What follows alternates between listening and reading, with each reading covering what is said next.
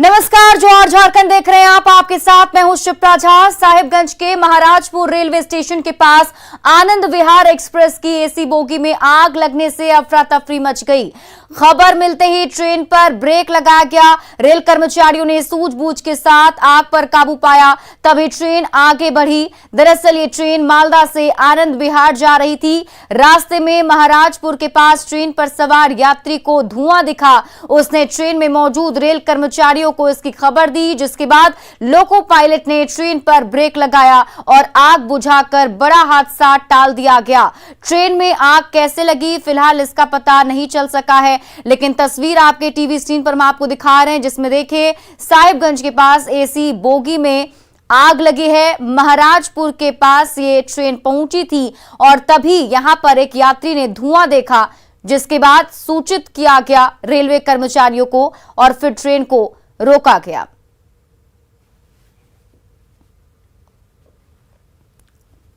BJP नेता बाबूलाल मरांडी ने मुख्यमंत्री हेमंत सोरेन के साथ पंकज मिश्र और दाऊ यादव की तस्वीर ट्वीट करके सवाल उठाए हैं। उन्होंने ट्वीट में लिखा है कि मुख्यमंत्री हेमंत सोरेन ईडी के सामने घोटाले के आरोपों को नकारते हैं, पर इस तस्वीर में वो पंकज मिश्र और दाऊ यादव के बीचों बीच घिरे नजर आ रहे हैं। साहिबगंज में खनन घोटाले के आरोप में पंकज मिश्र और दाऊ यादव को पिछले दिनों ईडी ने गिरफ्तार किया था।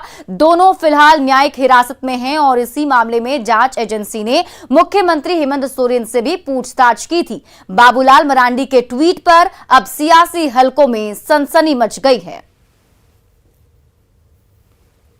ये देखिए मुख्यमंत्री हेमंत सोरेन झारखंड में ईडी की जांच को लेकर सियासत गर्मा गई है। मुख्यमंत्री हेमंत सोरेन ने घोटाले का आरोप पिछली सरकार पर मढ़ दिया, पर बीजेपी ने इन आरोपों को सिरे से खारिज कर दिया है।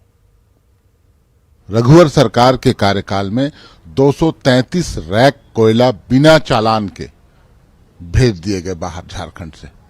कौन दोषी था, कौन जिम्मेवार था, उस पर जांच क्यों नहीं होती है? रघुवर दास जी से पूछताछ क्यों नहीं होती है? इसकी मांग तो सरजू राय जी ने भी किया है। जो भारतीय जनता पार्टी है वह बिल्कुल ईडी के मार्फत महंगाई, भ्रष्टाचार, देश की गिरती अर्थव्यवस्था पर प्रखर रूप से बोलने वाले हर विपक्ष के दरवाजे पर वो ईडी भेज रही है। माननीय मुख्यमंत्री जी, ईडी ने तो हेमंत सोरेन जी को सम्मन भेजा था, पूरी राज्य सरकार को थोड़ी भेजा था। हाँ, ये दूसरी बात है कि जो खनन घोटाला हुआ, हम मानते हैं ये स्टेट स्पॉन्सर्ड करप्शन था, यानी राज्य के द्वारा बैक किया गया ये पूरा स्कैम था। तो अब ईडी को अपना काम करने दीजिए। इस तरीके की पब्लिक पोस्चरिंग करके आप किसी इन्वेस्टिगेटिंग एजेंसी पर दबाव नहीं बना सकते। आज जब आपको ईडी ने नोटिस थमा दिया तो आप भी कुछ कुछ उलूल जुलूल बोल रहे हो, तो उससे क्या मतलब है? ऐसे ही चलते रहता है, ये लोगों की आदत है। अपने आप के चेहरा को सेव करने के लिए, या उनके कपड़े में कीचड़ है तो दूसरे कपड़े में भी थोड़ा कीचड़ छींट दो ताकि उसका भी कपड़े दागदार हो जाए। यही कर रही है सरकार, और क्या कर रही है हेमंत सोरेन जी। आज सुने ओबीसी रिजर्वेशन की अनदेखी, जातीय जनगणना और सरना धर्म कोड की मांग को लेकर सड़क पर उतरने का फैसला कर लिया है। रांची में पार्टी अध्यक्ष सुदेश महतो की अध्यक्षता में हुई केंद्रीय समिति की बैठक में ताजा राजनीतिक हालात के साथ साथ पार्टी के भावी कार्यक्रमों पर भी मंथन हुआ। साथ ही हेमंत सरकार की खामियों को जन जन तक पहुंचाने का फैसला लिया गया। आजसू अध्यक्ष सुदेश महतो ने आरोप लगाया कि गठबंधन सरकार झारखंड की जनता से किए वादे को अनदेखा कर रही है। चल रहा है और राज्यव्यापी कार्यक्रम करने का भी निर्णय लिया है। 81 विधानसभा में जनपंचायत के माध्यम से पार्टी का सभा करने का निर्णय लिया गया है, जहां पर पार्टी वर्तमान स्थिति पर, राज्य की स्थिति पर आम जन के साथ उस सभा के माध्यम से चर्चा करेगी। ये पार्टी का निर्णय है और शेष जो कार्यक्रम है सभी कार्यक्रम चलेंगे। झारखंड में ओबीसी रिजर्वेशन पर एक बार फिर से सियासत गर्मा गई है। नगर निकाय चुनाव के रोस्टर में ओबीसी को कुछ नहीं मिला तो विपक्ष के साथ साथ ओबीसी संगठनों ने त्योरियां चढ़ा ली।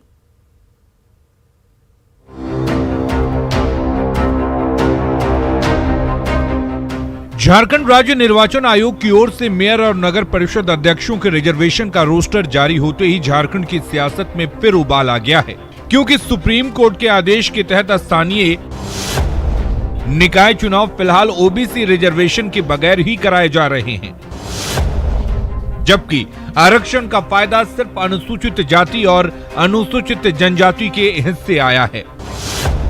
ताजा रोस्टर के तहत 20 नगर परिषद में से 7 को रिजर्व कैटेगरी में रखा गया है। इसमें 2 सीट एससी और 3 एसटी के लिए रिजर्व है, पर ओबीसी को आरक्षण नहीं दिए जाने से विपक्षी दल हमलावर हो गए हैं, जिससे कि इस राज्य में 60% से अधिक पिछड़ों में काफी गुस्सा है, काफी आक्रोश है। आने वाले समय में इस गुस्सा का लोग अपना प्रदर्शन करेंगे। झारखंड के 9 नगर निगमों में से 3 को रिजर्व कैटेगरी में रखा गया है, पर रांची नगर निगम के मेयर का पद अनुसूचित जनजाति की बजाय इस बार अनुसूचित जाति के लिए आरक्षित कर दिया गया है, जिसमें महिला या पुरुष कोई भी उम्मीदवार हो सकते हैं। अब तक रांची नगर निगम के मेयर का पद अनुसूचित जनजाति की महिला वर्ग के लिए आरक्षित था। हजारीबाग से लेकर आदित्यपुर, मानगो, देवघर, धनबाद और चास नगर निगम में भी फेरबदल हुआ है। इससे सियासी भूचाल आ गया है। तो ओबीसी नदारद है, ओबीसी का हक मारा गया है। सीधे सीधे ये सरकार ओबीसी विरोधी है। अगर ये ओबीसी की हितैषी होती तो ये ट्रिपल टेस्ट करा करके 2 महीने बाद चुनाव कराती। झारखंड विधानसभा ने कुछ दिन पहले ही 27% ओबीसी रिजर्वेशन पर मुहर लगाई थी, पर इसके कुछ दिन बाद ही राज्य निर्वाचन आयोग की ओर से जारी रिजर्वेशन रोस्टर में ओबीसी की अनदेखी ने पिछड़े संगठनों के साथ साथ राजनीतिक दलों को सियासत करने का मौका तो दे ही दिया है। सरायकेला नगर अध्यक्ष का पद अनुसूचित जनजाति की महिला के लिए रिजर्व करने का विरोध तेज हो गया है। इसके खिलाफ सरायकेला बंद रहा। तमाम दुकानों से लेकर सब्जी बाजार और मछली मार्केट बंद रहे। ग्रामीणों का कहना है कि सरायकेला में सामान्य वर्ग के निवासियों की संख्या सबसे ज्यादा है, ऐसे में अध्यक्ष पद को रिजर्व करने का कोई मतलब नहीं है। राज्य निर्वाचन आयोग के फैसले के खिलाफ सरायकेला वासियों का गुस्सा 7वें आसमान पर पहुंच गया है। नगर निगम में प्रत्येक 5 साल में रोटेशन किया गया, चाईबासा में 10 साल में रोटेशन किया और यहाँ पर 20 साल में रोटेशन किया जा रहा है। और रोटेशन की जो प्रक्रिया है यहाँ के लोगों को रास नहीं आ रही है, जबकि यहाँ पर अधिकतर सामान्य वर्ग के लोग रहते हैं। हजारीबाग के भुसाई, साड़म और टिप्सा गांव की सीमा पर क्रशर मशीन लगाने से नाराज ग्रामीणों ने उग्र प्रदर्शन किया। साथ ही क्रशर पर रोक लगाने की भी मांग कर दी। ग्रामीणों का कहना है कि जिस जगह पर क्रशर मशीन लगाई गई है वहीं पास में सैकड़ों एकड़ खेत हैं, जहां बड़े पैमाने पर सब्जी की खेती होती है और इससे हजारों ग्रामीणों की रोजी रोटी चलती है। पर वहां क्रशर मशीन चालू हुआ तो उनकी रोजी रोटी मारी जाएगी और खेती भी बर्बाद हो जाएगी। 400 से 500 मजदूर यहाँ से जीविका चलता है। और यहाँ पे क्रेशर चालू होने से एकदम बिल्कुल एकदम नजदीक में यहाँ जो बांध जो देख रहे हैं इसके पीछे में हम लोग का पूरा खेती पूरा है और हम लोग का पूरा सटा हुआ है। टोटल सारा खेती से क्षति होगा ही और हम लोग बिल्कुल प्रदूषित हो जाएंगे। इसलिए हम लोग इस चीज को नहीं चलने देंगे। किमाना में लगा कर क्रेशर बैठा रहे हैं, जिससे हजारों एकड़ हम लोग का जमीन बर्बाद हो रहा है और फसल लगा बहुत सारे लोग जो है बेरोजगार हो जाएंगे। इसी का हम लोग विरोध कर रहे हैं। प्रशासन से मिली भगत गलत तरीके से करके यहाँ बैठाया जा रहा है, जो कि सरासर गलत है। कोडरमा के लखीबागी में डीडीसी आवास के पास महर्षि करदम ऋषि पार्क का लोकार्पण डीसी आदित्य रंजन ने किया। ये पार्क नेशनल हाईवे नंबर 31 के ठीक पास बना है। उद्घाटन के साथ ही नया नवेला पार्क कोडरमा वासियों के लिए खोल दिया गया। इस पार्क में ओपन जिम के साथ साथ बैठने के लिए चेयर और कई झूले भी लगाए गए हैं। डीसी ने कहा कि इस पार्क की तरह जल्द ही कई और पार्कों का निर्माण भी पूरा कर लिया जाएगा। इस पार्क में महर्षि करदम ऋषि की प्रतिमा भी लगाई गई है। इन्हीं ऋषि के नाम पर कोडरमा का नाम भी पड़ा था। कोडरमा के लिए पहला सबसे अच्छा पार्क बन गया है और आने वाले समय में हम लोग 10-12 पार्क धीरे उद्घाटन के स्वरूप में आने वाला है। तो आने वाले समय में लोगों को एक अच्छा एक्सपोजर और फुटबॉल के यहाँ मिलना चाहिए। रांची के कांटाटोली चौराहे पर फ्लाईओवर बनाने के लिए ट्रैफिक को वन वे तो कर दिया गया है, पर इसका खामियाजा रांची वासियों को भुगतना पड़ रहा है।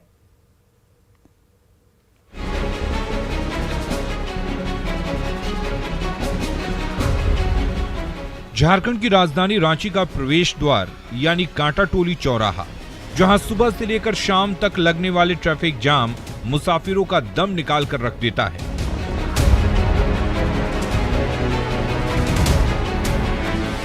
पर जब से मुख्यमंत्री हेमंत सोरेन के निर्देश पर फ्लाईओवर के कंस्ट्रक्शन में तेजी आई है, तब से ट्रैफिक जाम से मुक्ति मिलने की उम्मीद बढ़ने लगी है।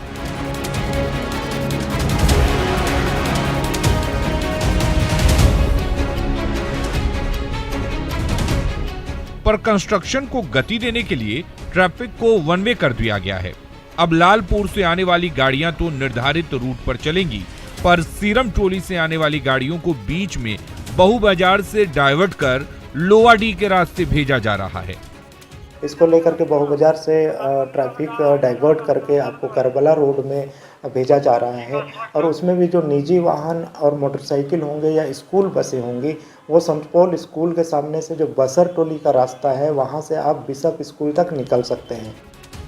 वन वे ट्रैफिक को होने से फ्लाईओवर का कंस्ट्रक्शन तो जरूर जोर पकड़ा है, पर वन वे के झमेले ने मुसाफिरों से लेकर ऑटो वालों की परेशानी जरूर बढ़ा दी है, क्योंकि अब उन्हें कांटा टोली आने जाने के लिए लंबे रास्ते से गुजरना पड़ रहा है। इससे समय और पेट्रोल की बर्बादी तो हो ही रही है, पर ऑटो वालों को पुरानी दर पर ही किराया मिल रहा है।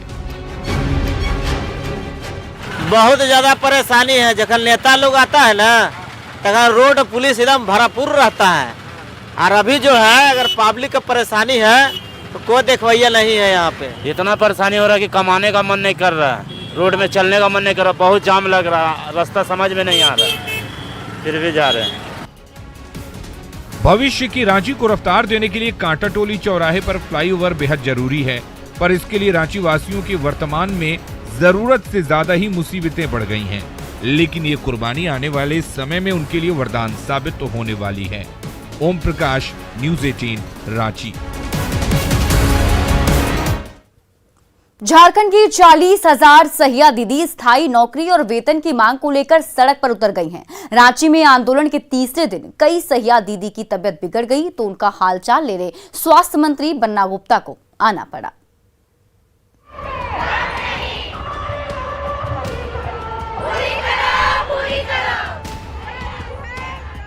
झारखंड के गांव-गांव में फ्रंटलाइन हेल्थ वर्कर की भूमिका निभाने वाली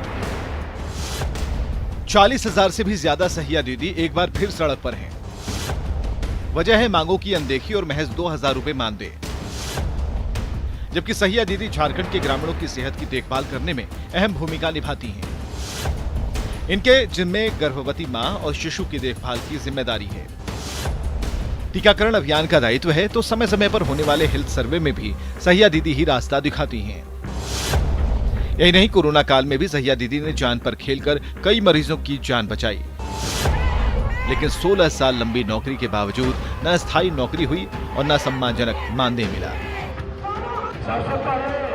हजारों स्वास्थ्य सहिया की एक ही मांग है कि इन्हें मानदेय दिया जाए, स्थायी नौकरी दी जाए, और उसके साथ साथ इनकी भी प्रोफाइल को मान सम्मान दिया जाए।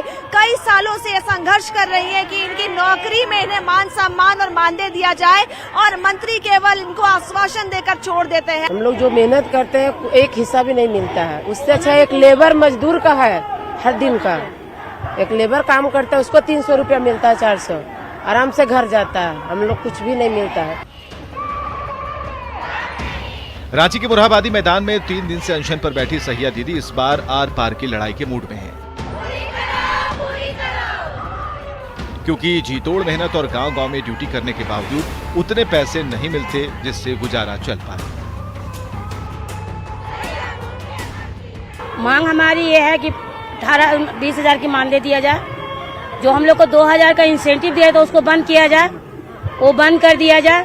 कागज 17-18 को 16, कहीं 14 है, कहीं 12 है, कहीं 8 है।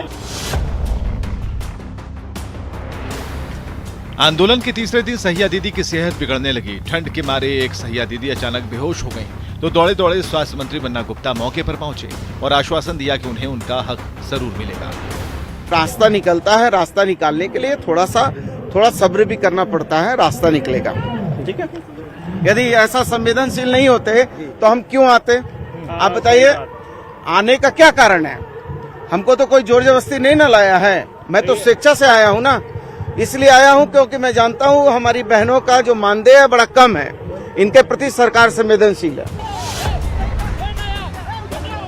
कड़ी मेहनत के बावजूद वेतन और मानदेय के लिए तरस रही सहिया दीदी के सब्र का बांध टूटने लगा। आंदोलन के तीसरे दिन सहिया दीदी की हालत बिगड़ने लगी तो स्वास्थ्य महकमे में हड़कंप मच गया। इन सहिया की हालत जो है वो बिगड़ती चली जा रही है। 3 दिनों से अनशन पर ये यहाँ पर बैठी थी और आज स्वास्थ्य मंत्री से मिलने के बाद इनकी तबीयत बिगड़ गई और यहीं पर वे बेहोश होकर गिर गई हैं। कैमरामैन संजीव के साथ रूपाली त्रिपाठी, न्यूज़ 18 रांची। झारखंड के कई खिलाड़ियों ने हाल के दिनों में फुटबॉल में देश और दुनिया में धमाकेदार दस्तक दी है। अब उनका अगला लक्ष्य है मिशन ओलंपिक। देखिए न्यूज़ 18 की स्पेशल रिपोर्ट।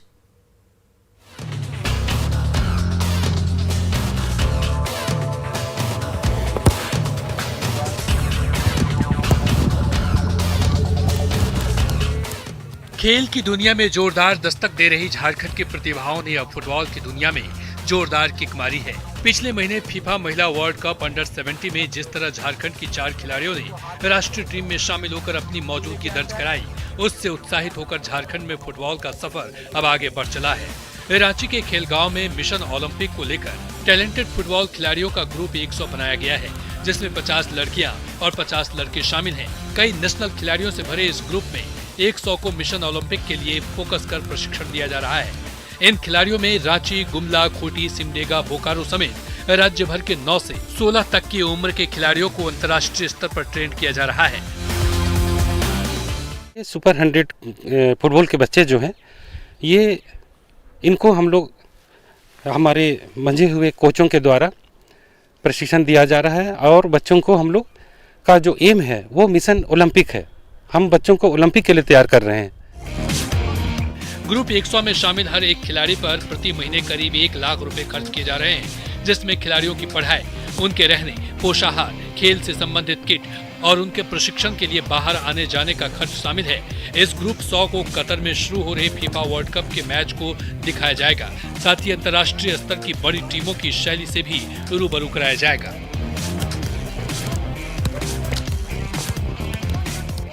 मैच देखने से ज़्यादा सीखेंगे, इसलिए कि लाइव वो लोग भी रियलाइज़ करेगा जब हम भी ग्राउंड में हैं, इसलिए लाइव मैच दिखाना बहुत ज़रूरी है। और वहाँ का माहौल, वहाँ का प्लेयर लोगों का गेम, मूवमेंट, ये सब देखने से उन लोगों को बहुत कुछ सीखने मिलता है। रिसेंट अभी कुछ दिन पहले अंडर 17 फीफा वर्ल्ड कप महिला फुटबॉल हुआ, तो हमारे भी ऐसे बच्चे जो आगे चल के अंडर महिला जो फीफा वर्ल्ड कप है, गर्ल्स फीफा वर्ल्ड कप, उसमें भी खेलने के लिए अपना वो पोटेंशियल है उनके अंदर, और हम लोग ये उम्मीद है कि वो लोग आगे चल के खेलेंगे। मतलब साफ है कि झारखंड में फुटबॉल को लेकर प्रतिभा की कोई कमी नहीं है और खिलाड़ी एक तरीके से आतुर हैं खुद को साबित करने के लिए मिशन ओलंपिक के लिए। संजय कुमार सिन्हा, न्यूज़ 18 रांची।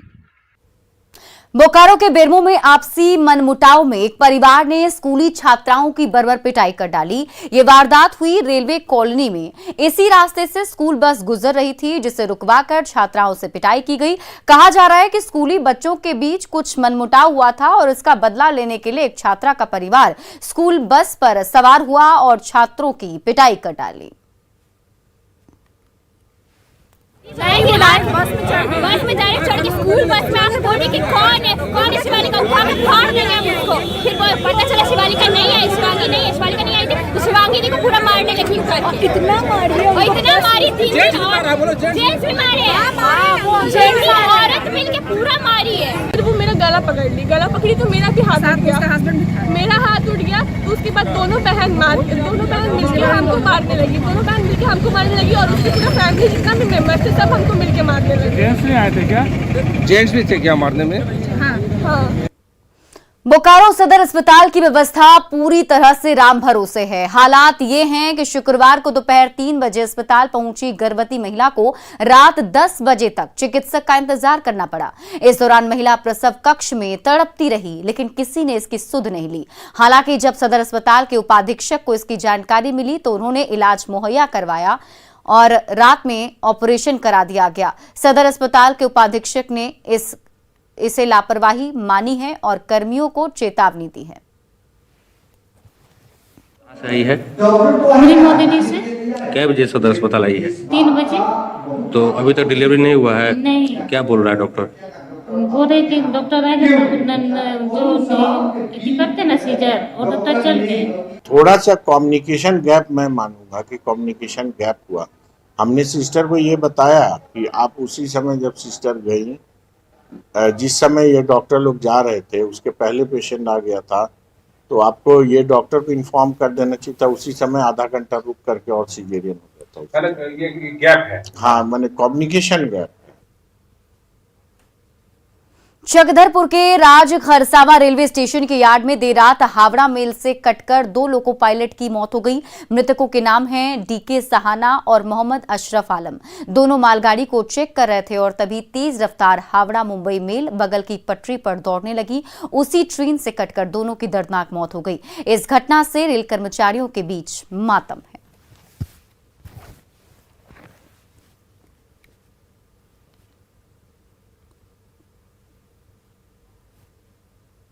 और फिलहाल इस बुलेटिन में अभी के लिए बस इतना ही। आप देखते रहिए न्यूज़ 18 बिहार झारखंड।